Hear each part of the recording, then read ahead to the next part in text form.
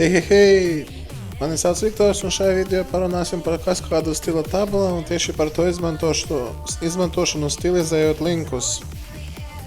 Un tā, linkiem vispār ir 4 stāvokļi. Viens, kad viņš ir jau visited, tas nozīmē, viņš jau bija apmeklēts. Otrais, tas ir vienkārši links. Trešais, kad pele ir viss linka, un ceturtais ir, kad jūs esat nospieduši uz to linku. Un tā apskatīsimies, kādas iespējas mēs varam pamēģināt. Tā, sākumā mums vajag atvērt šablonu. Pēc tam spiežam failu Save As. Un te jau nosaukumu varam pierakstīt 07. Pasvītrojums CSS, pasvītrojums links. Saglabājam. Un tā. Es paņemšu piemēru no manas vietnes. Iekopēju te iekšā. Un redziet, tā, tagad mums vajag izveidot dažus linkus. Jo te ir tikai definēts tas stils, lai būtu saprotamāk. Tā, nu labi, lai viena rindkopa ir. Tā, linkiem, par linkiem. Elements A. Atribūts href. Vērtība. Delfi.lv. Pāriet uz Delfi.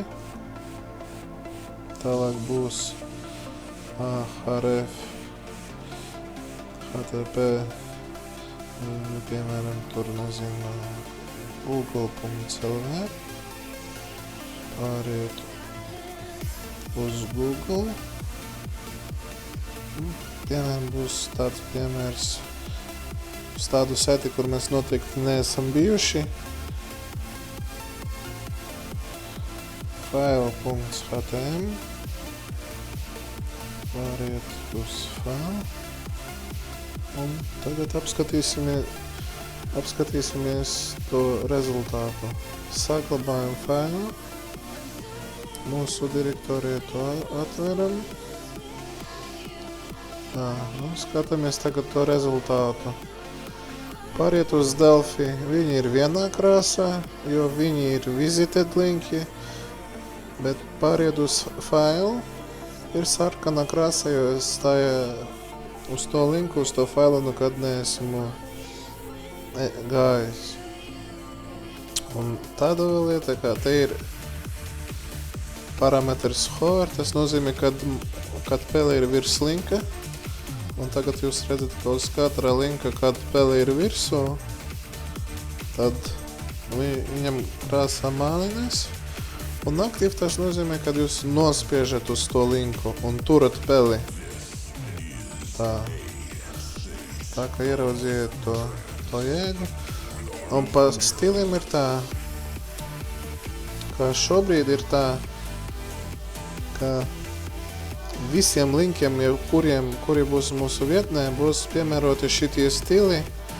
Un tur neko īpaši izdarīt nevar. Bet ir vēl variants, par kādu jums gribēju izstāstīt, un tas arī būs saistīts ar nākošo tēmu, piemēram, fona krāsa. Tad es atkal visu šito nokopēju. Vēl ir tāda lieta, ka var izdarīt sekojoša lieta. Mēs pierakstam rindkopa, un pēc rindkopas būs A-link, piemēram, color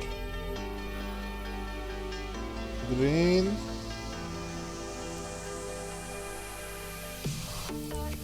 un to mēs piemērosim, piemēram, te ir tāda interesanta iespēja kaskāda lapās, kā integrēt tos elementus, piemēram, hover color blue.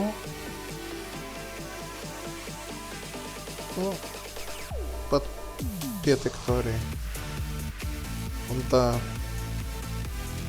Tagad mēs to saglabājam. Atjaunojam lapu. Nekādas pārmaiņas nav, bet tikā mēs, piemēram, mēs visus šitos linkus paņemam un iekopējam iekšā rindkopā.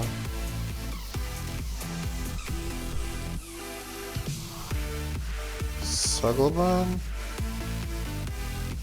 atjaunojam. Un rezultāts ir tas, ka tie linki, kas atrodas rindkopā, redziet, viņi ir tiek attēloti pat citādāk, jo te jau jūs varat, tas ir acīm redzams. Par tādām niansēm veidojot, mēs vēl parunāsim. Es domāju, pietiek šitam video. Nākošajam video es jums izstāstīšu, kā izveidot fona krāsu linkam hipersaitei un arī vēl pa vienu piemēru. Paldies par uzmanību!